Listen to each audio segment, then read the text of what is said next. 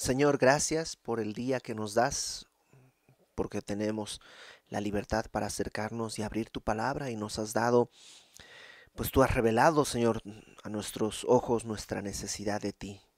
Antes no la conocíamos, pero tú en tu misericordia nos has mostrado el agua y dónde beberla. Y queremos hacer eso el día de hoy. Ante ti queremos venir así de necesitados y que tú nos hables. En el nombre de Jesús, Señor. Amén. Capítulo 4 del segundo libro de Samuel. Vamos leyendo y algunas cosas de contexto las iremos recordando en el camino. Dice, luego que oyó el hijo de Saúl que Abner había sido muerto en Hebrón, las manos se le debilitaron y fue atemorizado todo Israel. ¿Qué es lo que está pasando? Eh, a la muerte del rey Saúl, el reino entero, uno pensaría que iría a David, a que sea su rey, pero no sucede eso. 11 de las 12 tribus, más bien, son guiadas por Abner, que era el general del ejército, a coronar a un nuevo rey llamado Isboset. Solamente la tribu de Judá reconoce a David.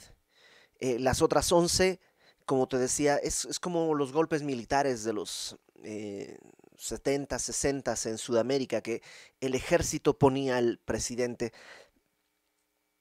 Abner, como capitán del ejército, él pone al presidente y ya vimos que Isboset no era realmente pues de mucho carácter, era como un títere. Tanto que cuando vimos la semana pasada, cuando Isboset le reclama a Abner porque ha tomado una de las concubinas de Saúl, su padre, Abner pues simplemente le da un estate quieto y le dice ahora pues te voy a quitar del trono y se va con David y traiciona a Isboset y se va con David. Pero Abner no contaba con que al llegar a David, Joab, el general del ejército de David, iba a planear todo para matarlo y lo mata. Ahora que ha muerto Abner, dice en el versículo 1, el hijo de Saúl es Isboset, este rey medio tímido que había sido puesto más a la fuerza que por otra cosa. Él dice que escuchó que murió Abner y dice en el verso 1, las manos se le debilitaron y fue atemorizado todo Israel. ¿Por qué? Porque descansaban en Abner. Su confianza era Abner. La manera en la que él llegó al trono es a través de Abner. Abner ya no está y entonces no tiene fuerza. Es decir, se le debilitaron las manos. No es algo físico, sino no tenía, no tenía cómo actuar, no tenía cómo vivir. Eh, y, y vino temor. Y creo que es algo que, bueno, cada uno de nosotros lo ha vivido en algún momento. Cuando has hecho cosas a tu manera, en tus fuerzas, dependen de ti o dependen de alguna circunstancia específica. Por tanto, cuando esa circunstancia cambia, se debilitan tus manos y viene temor. Puede ser mi matrimonio. Si mi matrimonio, voy a poner mi ejemplo, si yo hubiera conquistado a mi esposa con mis riquezas, ¿no? Eh, el día que no tenga riquezas, no sabría si mi esposa quedaría conmigo y estaría con temor. Si yo confío que mi empresa la sostengo con mi sabiduría, mi poder, mis influencias y mi gran carisma, el día en que cambien las cosas y no tenga influencia, carisma o lo que sea, voy a temer porque yo he sostenido las cosas en mis fuerzas. Y ninguno de nosotros puede hacerlo realmente. Ninguno de nosotros puede sostener las cosas tanto tiempo. Es eh, Isboset está ahora atemorizado, débil, tiene pues no tiene coraje para enfrentar lo que sigue porque pues el que lo puso en el trono ya no está. Versículo 2. El hijo de Saúl, es decir, Isboset, tenía 2 hombres, capitanes de bandas de merodeadores. Esto de bandas de merodeadores, algunos lo ven como algo malo, como que sus 2 principales soldados, después de Abner que ha muerto, eran capitanes de bandas de asaltantes. Otros dicen no, eran como más bien capitanes de 2 ejércitos. Bueno, sea como sea, eran personas de confianza y de guerra. Y tenía estos 2 hombres, dice, el nombre de uno era Baana, el del otro Recab, hijos de Rimón Beerotita, de los hijos de Benjamín, porque Beerot era también contado con Benjamín, pues hoy los beerotitas habían huido a Gitaim y moran allí como forasteros hasta hoy. Nos hace un comentario ahí que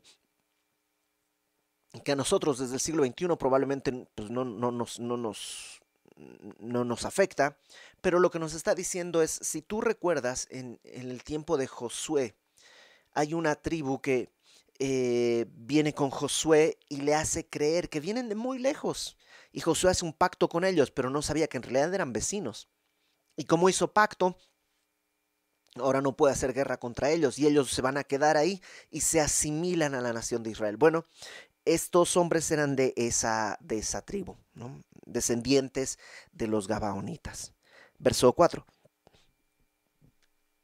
Aquí hay un paréntesis, como que la historia que estaba narrando de Isboset y de estos 2 hombres se interrumpe para dar lugar a algo que va a ser un preludio de cosas que veremos más adelante. Jonatán, hijo de Saúl, tenía un hijo lisiado de los pies. El rey era Saúl, el primer heredero sería Jonatán. Jonatán muere también, no había otro hijo, entonces por eso Abner tomó a Isboset, que es un hijo de Saúl, que de pronto aparece, ¿no? Entonces lo toma a él, pero ahora nos ponen entre paréntesis, nos dan a conocer que hay otro posible heredero, otro posible sobreviviente. ¿Quién? Un hijo de Jonatán, un nieto de Saúl. Pero este dice que estaba lisiado de los pies. Tenía 5 años de edad cuando llegó de Jezreel la noticia de la muerte de Saúl y de Jonatán. Ahora tiene 12, más o menos, porque David ha reinado 7 años en Hebrón. Entonces tenía 5 años cuando llegó la noticia y su nodriza le tomó y huyó, probablemente pues conociendo que la tradición lo que decía era que cuando un rey moría y otro rey iba a tomar el trono de otra dinastía, lo que tenía que hacer era matar a todos los familiares del rey anterior para que nadie reclame el trono. Entonces, cuando se enteran que murió Saúl, murió Jonatán, David sería el próximo rey, esta nodriza, con muy buena intención, carga al niño para huir, y en la huida, dice versículo 4, mientras iba huyendo apresuradamente, se le cayó el niño y quedó cojo. No se nos dice cómo fue la caída, si cayó y se fracturó un tobillo, si las piernas, o si a lo mejor cayó sobre él y pues a lo mejor cayó en una piedra y lo que pasó es que se dañó la columna y entonces ya no puede caminar. No se nos explica qué fue lo que sucedió. Muchos piensan, ¿por qué un niño de 5 años necesitaría ayuda para salir corriendo? Si tú conoces niños de 5 años, pues lo que mejor pueden hacer es correr. Probablemente, pues Mefiboset no era muy sano. Y a lo mejor la huida era en un tiempo difícil. La cuestión es que por querer ayudarle, realmente ahora, bueno, ella pensaba, está cojo, pero sobrevivió. Y se nos da simplemente al final su nombre. Su nombre era Mefiboset. Y no vamos a hablar más de él hasta dentro de algunos capítulos. Lo vamos a dejar ahí como guardado. Y regresamos a la historia que teníamos con Baana y Recab, estos 2 jefes de merodeadores, y el rey de esta parte, de las 10 tribus, 11 tribus, las de Israel, Isboset, ¿no? Vamos, versículo 5. Los hijos, pues, de Rimón, Beerotita, Recab y Raana Fueron y entraron en el mayor calor del día en la casa de Isboset, el cual estaba durmiendo la siesta en su recámara. Algunos dicen que Isboset era perezoso ante un momento de tanta crisis, o sea, acaba de morir su general, sabe que David pues tiene pretensión de ser el rey, y en vez de estar atendiendo cosas, se va a dormir, ¿no? Es que es un hombre sin carácter. Y, o sea, a él lo pusieron en el trono y el que lo puso ya no está y ahora dice, pues, ¿qué hago? Pues me voy a dormir, ¿no? Otros dicen que tal vez no era tan flojo, sino que era el mediodía. La hora de más calor se antoja siempre una siestecita. En mi pueblo, en Santa Cruz, no sé cómo será ahora, pero hace más de 20 años que yo vivía ahí, lo normal era que tú salieras a trabajar, trabajabas de 8 de la mañana a 12 más o menos, a las 12 terminaba el trabajo y te ibas a comer, todos iban a comer a su casa, la ciudad no era tan compleja, podías ir a comer a tu casa, comías, la comida allá es entre 12 y una más o menos. Entonces comías, la escuela termina igual como a las 12, termina a las 12, regresas a las cuestiones que 12 y media, una estás comiendo, comes hasta la 1:30 más o menos, y de 1:30 a 12:30, 12:15 más o menos, esos 45 minutos son de siesta. Y todo el mundo hace la siesta. ¿Por qué? Porque hace mucho calor. Entonces probablemente Isboset está así. Es muy caliente, no se puede trabajar por el calor, es sofocante, entonces está dormido. Versículo 6. Y he aquí la portera de la casa había estado limpiando trigo, pero se durmió. También se fue a hacer la siesta, aunque es la portera y debía estar encargada del acceso de la gente, del cansancio del trabajo, se fue también a hacer una siesta. Y así fue como Recab y Baana, su hermano, se introdujeron en la casa. Estos dos ya eran conocidos en la casa, pues eran dos hombres de confianza de Isboset. Entonces entran. Cuando entraron en la casa, Isboset dormía sobre su lecho en su cámara y lo hirieron y lo mataron. Y le cortaron la cabeza. Y habiéndola tomado, caminaron toda la noche por el camino del Arabá. Qué grotesca escena, ¿no? O sea, no solo lo mataron, sino que lo mataron y además agarraron pues sería una espada, algo, y le cortaron la cabeza y se van llevando la cabeza por todo el camino del Arabá, es el camino hacia el sur, hacia donde está David. Y trajeron la cabeza de Isboset a David en Hebrón y dijeron al rey, a David, he aquí la cabeza de Isboset, hijo de Saúl, tu enemigo, que procuraba matarte. Y Jehová ha vengado hoy a mi señor el rey de Saúl y de su linaje. Dice David Guzik que probablemente David quedó asqueado con esta escena. No tanto por ver una cabeza de alguien que murió, porque pues David conocía, o sea, él había cortado la cabeza a Goliat, era una cabeza más grande, y la llevaba como una especie de amuleto, no de amuleto, de trofeo, ¿no? Se la fue a llevar a Saúl, mira lo que te traje, ¿no? Una cabezota. O sea, David conocía eso, no era el problema ese. ¿Sabes qué cosa dice David Guzik? Y que creo que tiene razón. Puede producir desagrado, casi esa sensación de asco a David. Dos elementos. Uno, el lenguaje tan religioso que tienen estos hombres. Versículo 8, fíjate lo que dicen. He aquí la cabeza de Isboset, hijo de Saúl, tu enemigo, que procuraba matarte. Jehová ha vengado hoy a mi señor el rey, de Saúl y de su linaje. Entonces, sí. Ok, si yo soy tu señor y tu rey, ¿qué hacías sirviendo a Isboset? Y es que la gente, los seres humanos, solemos ser. Hay una palabra en México que yo no la había escuchado antes de venir a México, pero que describe muy bien. No sé si la voy a decir bien, pero es convenience, convenience, ay, convenenciera, convenienciera. Bueno, ¿qué es eso? Que nos movemos según nuestra conveniencia. según lo que nos conviene, que convenenciera. Así se lo dice sin pensar, sale más fácil, ¿no? Solemos ser convenencieros. Entonces estos hombres tenían trabajo con Isboset. Gloria al rey Isboset. Abner, nosotros somos tus fieles seguidores, estamos contigo. Muere Abner. Bueno, Isboset no va a ser un gran general, pero ¿sabes qué? Vamos a matarlo.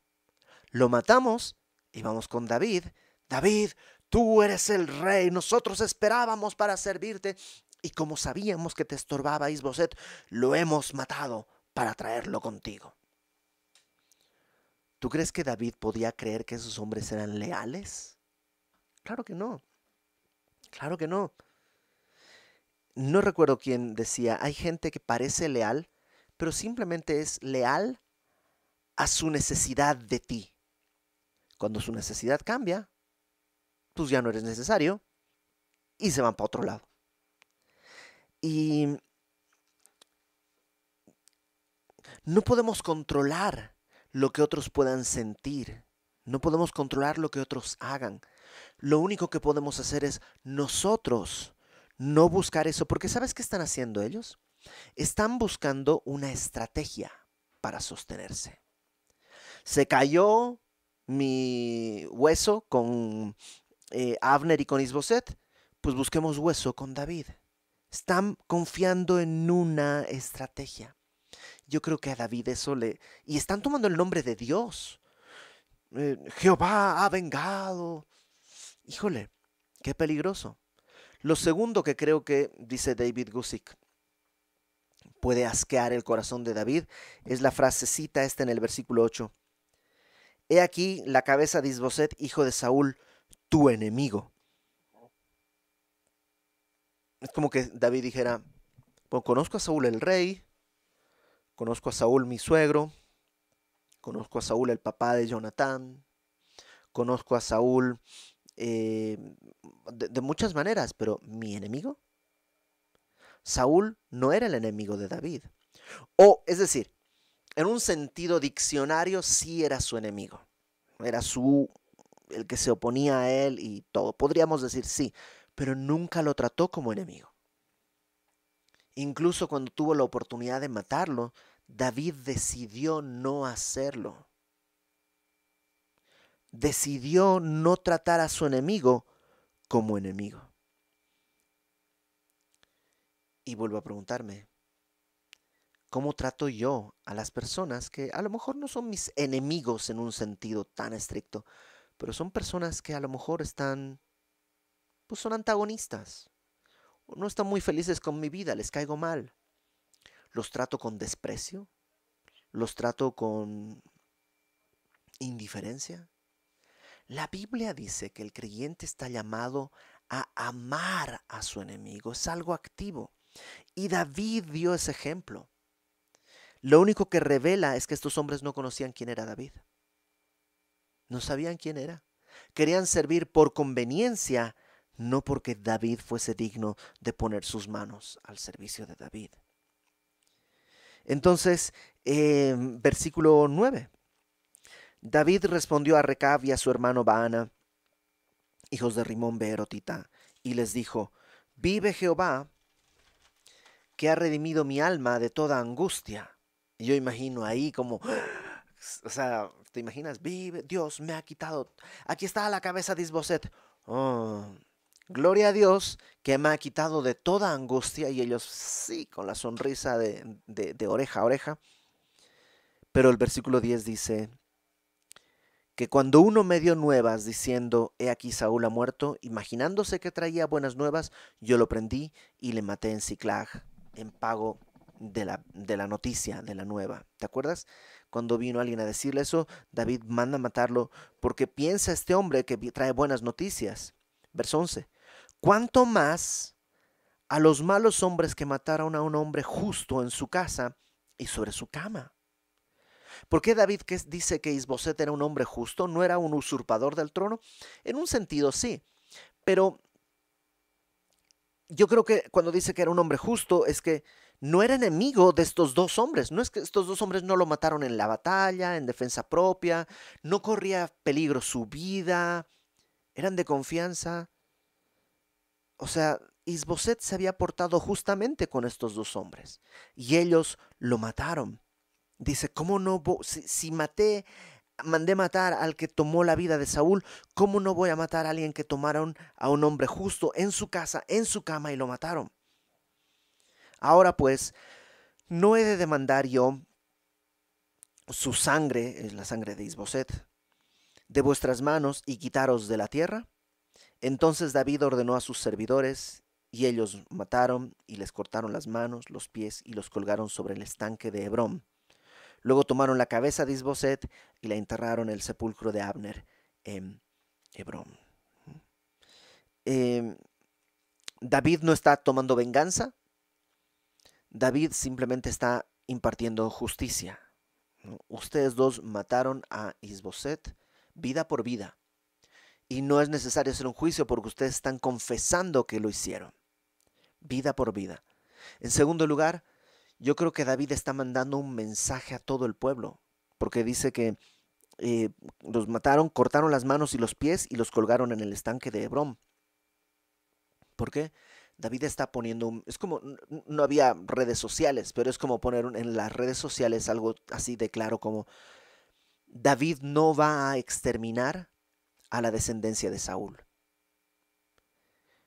Como que está diciéndole, cualquiera que se anime a tocar a la descendencia de Saúl va a tener este mismo destino. Pero David, esa es la tradición, eso es lo correcto. David podría decir, yo tengo un pacto con Saúl y tengo un pacto con Jonatán, que no echaría mano a sus descendientes. Pero David, cualquiera de sus descendientes puede reclamar el trono. Puedes poner en peligro lo que por fin vas a tener. Ajá, si hago esto estaría confiando en mí. Como Isboset, que confió en Abner, y cuando Abner ya no está, ya no tiene cómo sostenerse. Y David dice, yo no puedo confiar en que voy a eliminar a la dinastía que estaba antes. Esa es una estrategia carnal. No voy a ser como estos hombres que tenían su estrategia para conseguir algo. David va a creer en Dios, que Dios lo llamó y Dios lo va a poner donde tiene que estar. Déjame redondear algunas cosas para terminar. En primer lugar, en nuestro caso, la Biblia nos llama a fortalecernos en Cristo. Podríamos tratar de fortalecernos en muchas cosas, en una cuenta en el banco, en nuestra juventud, en nuestra salud, en nuestros conocimientos, en nuestros títulos, lo que sea. No son cosas malas necesariamente, pero no son suficientes para sostener nuestro corazón. En Efesios capítulo 1, Efesios capítulo 1,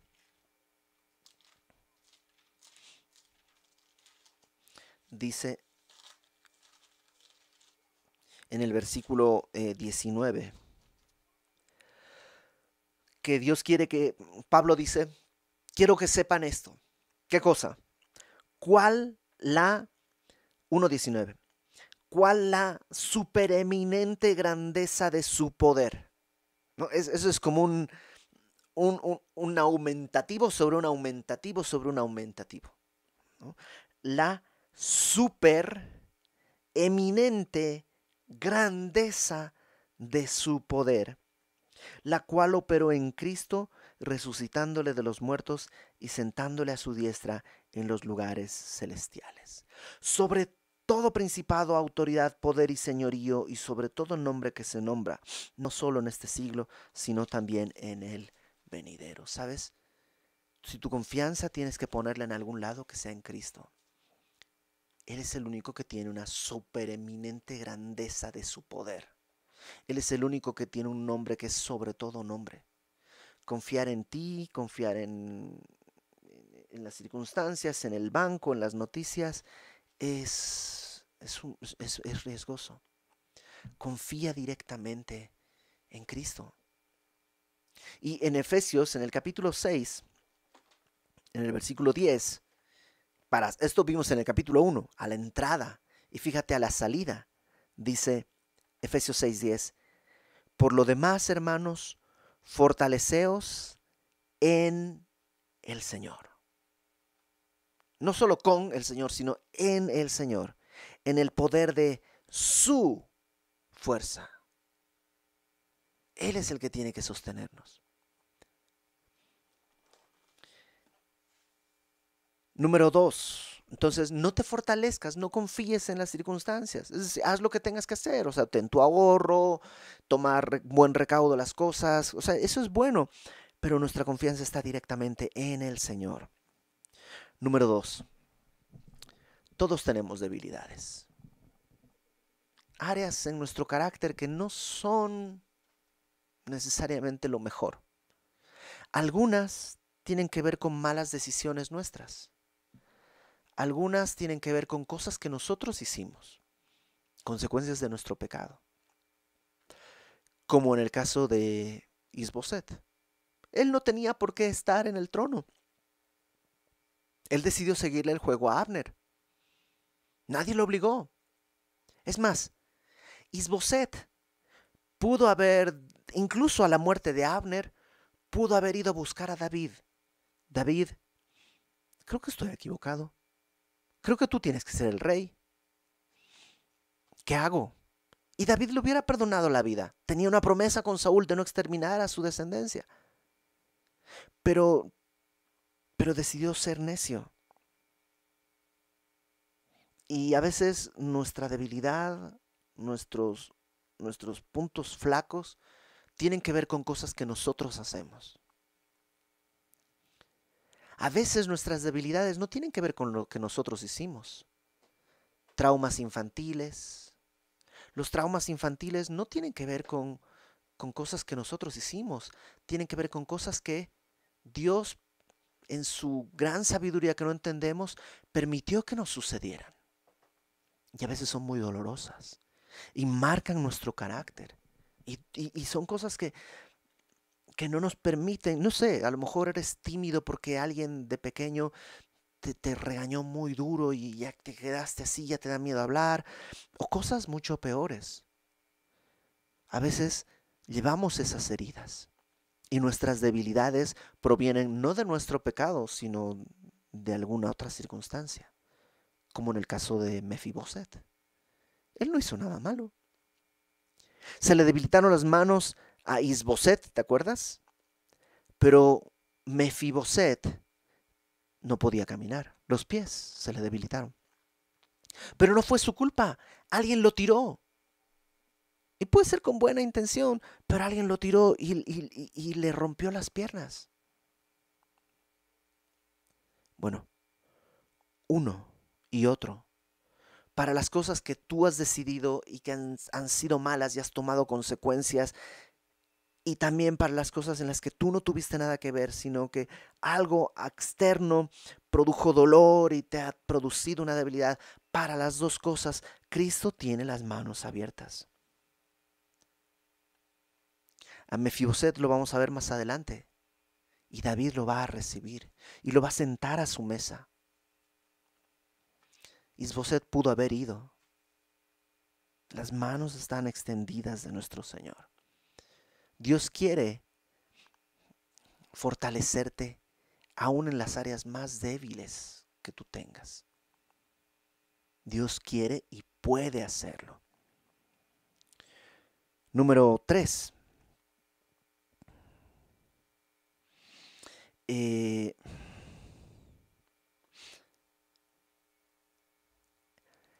Tú y yo éramos enemigos de Dios. Mira, Colosenses, que ya pronto estaremos estudiando, Colosenses, capítulo 1, dice en el verso 21. Colosenses 1:21. Hay más versículos, pero Colosenses 1:21. A vosotros también, que erais en otro tiempo extraños y enemigos en vuestra mente, no solo en nuestra mente, sino dice después, haciendo malas obras,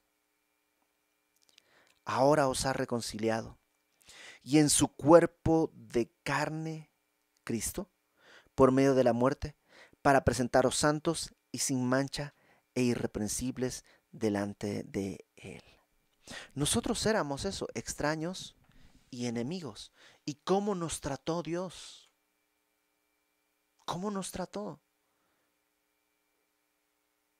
Ninguno de nosotros encontró desprecio. Y aún el día de hoy, cuando cometemos algo un pecado que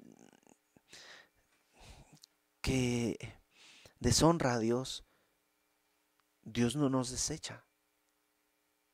No nos vuelve a decir enemigos, nos ha reconciliado. Qué importante que tú y yo podamos extendernos de esta manera hacia aquellos que son hostiles a nosotros. Fíjate lo que dice Romanos y con eso terminamos. Romanos capítulo 12.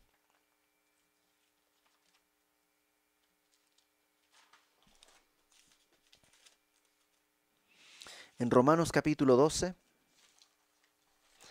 al final de ese capítulo, Pablo está dando unas instrucciones y dice, versículo 17 voy a darlo.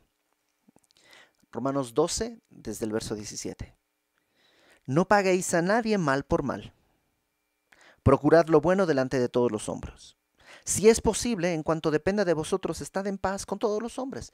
A veces no es posible. A veces no lo es posible. Hay veces que es muy hostil. Pero que si no hay, si hay hostilidad, que no sea de mi parte. Yo tengo que estar dispuesto a servirle. ¿Cómo? Versículo 19. No os venguéis vosotros mismos, amados míos, sino dejad lugar a la ira de Dios, porque escrito está, mía es la venganza, yo pagaré, dice el Señor. Tú no ejerzas venganza, juicio, castigo, represalia. Deja lugar a la ira de Dios. Dice, yo pagaré. Y a veces pensamos que lo que Dios está diciendo es, espérame, déjamelo a mí, yo me encargo, yo le voy a dar una tunda tal. No, no, no. Pregunta, ¿tú eras enemigo también antes? ¿Cómo te pagó Cristo? Te pagó con misericordia. A lo mejor a este que es hostil, Dios también quiere pagarle con misericordia. Entonces, creo que David está actuando como va a actuar de manera definitiva el que la Biblia llama el hijo de David. Amar a los que no te aman. Porque amar a los que te aman, pues qué chiste tiene. Hasta Abner, hasta los dos hijos estos de, Ri, de Rimón, Recab y Baana, ellos también amaban a los que los amaban. Pero David está amando a aquel que lo perseguía. Qué gran ejemplo y qué gran demanda que Dios el día de hoy nos hace. Entonces, número 1, para recapitular, fortalécete en Cristo. Número 2, no importa tu debilidad, si es por tu causa o por causas ajenas, ven a Cristo, deja que Dios te fortalezca. Y número 3, ama a tus enemigos y a aquellos que te persiguen. Vamos a orar. Señor, gracias porque, pues, para empezar tenemos que reconocer que somos incapaces de hacer esto. Que si no es tu espíritu en nosotros, nosotros no podemos. Pero tú has prometido que tú darás tu espíritu a todo aquel que pida. Ayúdanos, Señor, a depender de ti y de tu espíritu, no de nuestra carne y nuestras fuerzas, porque eso es inestable, efímero. Ayúdanos a depender de ti. Y glorifícate haciendo en nosotros tu obra, una obra que pueda mostrarle al mundo que estás vivo, que eres luz, que eres bueno y que tienes un plan de redención. Padre, te pedimos que nos escuches, que concedas lo que el día de hoy ponemos ante tus manos, Señor, en oración, en el nombre de Cristo nuestro Salvador. Amén.